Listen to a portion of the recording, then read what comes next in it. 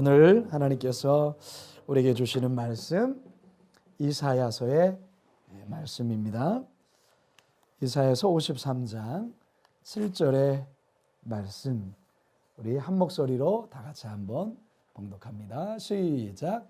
그가 곤욕을 당하여 괴로울 때에도 그의 입을 열지 아니하였음이며 마치 도수장으로 끌려가는 어린 양과 털 깎는 자 앞에서 잠잠한 양같이 그의 입을 열지 아니하였도다. 아멘. 자, 오늘 설교 제목입니다. 비아 돌로로사 7지점 두 번째 넘어지심. 오늘 이 제목으로 여러분과 함께 말씀을 나누도록 하겠습니다.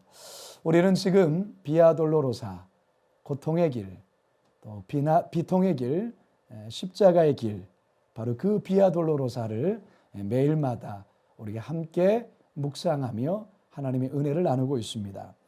우리는 지금 6번째 비아 돌로로사 지점까지 다다랐습니다.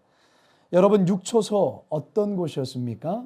네, 베로니카라는 여인, 12년 동안 혈류증을 앓았던 이 여인이 예수님 얼굴에 흐르는 땀과 핏방울을 닦아드린 바로 그곳이 바로 비아 돌로로사 6번째 지점이었습니다.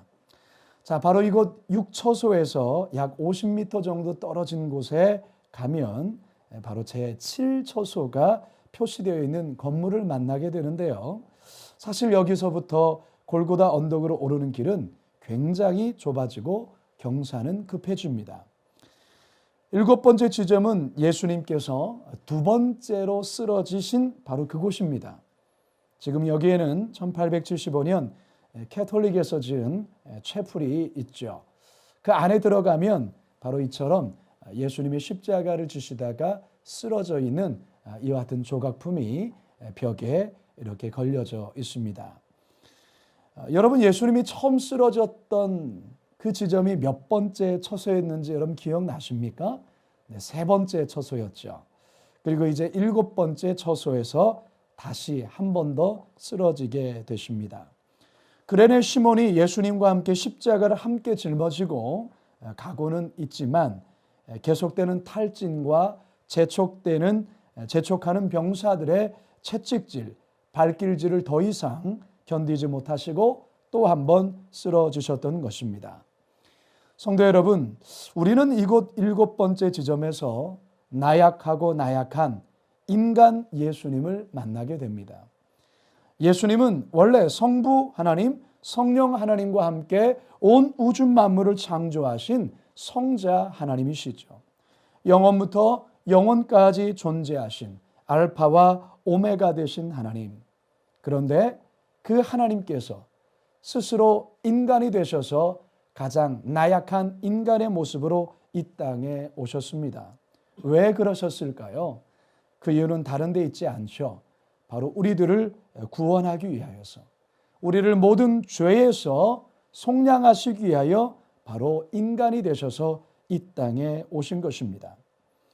여러분, 예수님께서 속죄 제물 되셔서 이 땅에 오셔야만 했던 이유, 인간의 죄를 속하기 위해서는 조건이 충족되어야 되는데요. 첫 번째 조건은 자신은 죄가 전혀 없어야 한다는 것입니다. 두 번째는 인간이어야 한다는 것입니다. 여러분, 이 땅에서 아담 이래로 그 어떤 인간도 이 두 가지를 충족시킬 수 있는 사람은 이 땅에 존재하지 않습니다. 왜 그렇습니까? 인류의 조상인 아담이 범죄함으로 모든 인간은 원죄를 가지고 태어났기 때문에 그렇습니다. 따라서 그 어떤 인간도 그 인간의 죄악의 문제를 해결할 수 없는 것이죠. 인간이셔야 하지만 동시에 인간이어서는 안 되는 이러한 아이러니한, 그러나 이 조건을 충족시키는 분이 바로 성자 하나님 예수님이셨다는 것이죠. 그래서 히브리서 4장 15절에는 이러한 말씀이 쓰여 있습니다. 우리에게 있는 대제사장은 우리의 연약함을 동정하지 못하실 리가 아니요 모든 일에 우리와 똑같이 시험을 받으신 이로되 죄는 없으시다.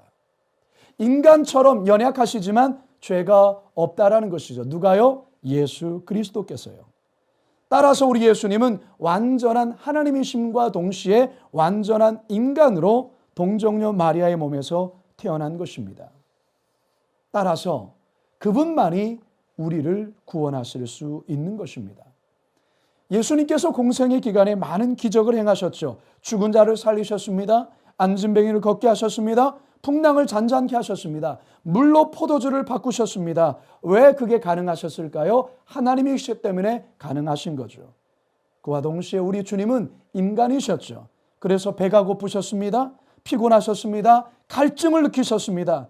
때론 슬퍼하셨습니다. 눈물 흘리셨습니다.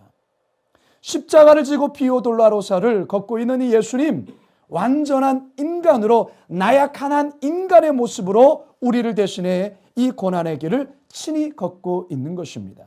오늘 본문 4장 53, 53장 7절 우리 한번 읽어볼까요? 그가 곤욕을 당하여 괴로울 때에도 그의 입을 열지 아니하였으며 마치 도수장으로 끌려가는 어린 양과 털 깎는 자 앞에서 잠잠한 양같이 그의 입을 열지 아니하셨도다.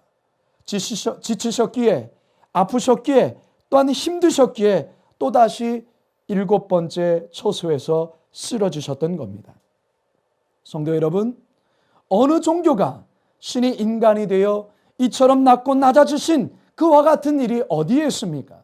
어떻게 온 우주 만물을 창조하신 창조주 하나님께서 나약한 어린 갓난아이로 이 땅에 태어나실 수 있겠습니까? 부모님이 돌보심이 없으면 혼자서 살아갈 수 없는 유한하고 나약한 존재로 성자 하나님이신 그분이 인간이 되셔서 이 땅에 오셨다는 일, 이것은 신비 중에 신비가 아닐 수 없습니다. 뿐만 아니라 우리의 가장 나약한 연약함을 친히 짊어지셔서 십자가에 죽으신, 그래서 그 십자가의 길을 친히 걸으신 이 모습, 그래서 우리는 비아 돌로로사 7번째 처소에서 나를 위해 가장 나약한 인간으로 이 땅에 오신, 무거워서 지쳐서 힘들어서 또다시 쓰러질 수밖에 없는 예수님을 만나게 됩니다. 그 예수님은 바로 나를 위해 이 땅에 오신 사랑의 하나님이요, 나를 위해 그 고난을 친히 담당하신 사랑의 예수님이십니다. 오늘 밤 나를 위해 십자가의 길을 걸으시고 또다시 2번째 쓰러지시고 넘어지신 나 때문에 나약한 인간이 되신 그 예수님, 그 앞에 감격하시며 은혜 가운데 나아가시는 이 시간 되기를 주님의 이름으로 축원합니다.